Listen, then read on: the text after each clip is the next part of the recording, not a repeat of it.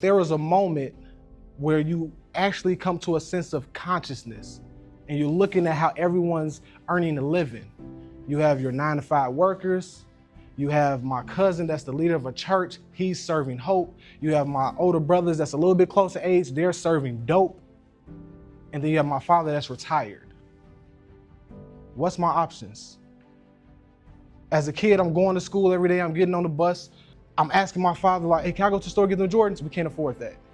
Just go get them little light-up shoes. We're gonna get you some K-Swiss. Getting made fun of. I'm trying to become something I'm not. I'm looking to find my image. I'm like, Lord, please, please, bring me out of this pit.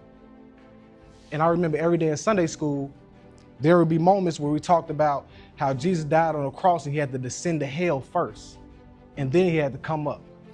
And then I started thinking, like, isn't that like when you build a new house, you have destruction comes first? Or you have to break down the ground, you have to get the real digging, you have to go to the root. And I'm like, isn't that kind of like a bottomless pit? But at the end, something beautiful always rises. And we know at Batman Begins, the next movie is The Dark Knight. The third movie is Dark Knight Rises. So as I'm watching the movie again, I'm looking at the scene and it comes to the point when he's taken away from the guards and the prisoners, and Liam Neeson walks in there.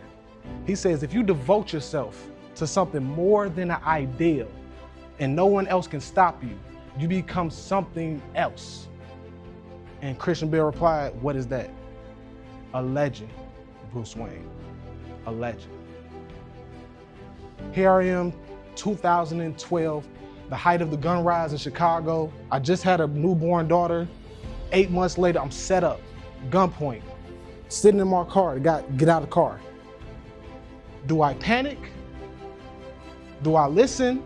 What do I do? Another dark situation. I raise my hands. As he opened my door, I take a chance. I put the car in reverse, I reverse back. Bow! I'm shot. As I'm trying to make my way to the hospital, police pull up, get out the car, put your hands out.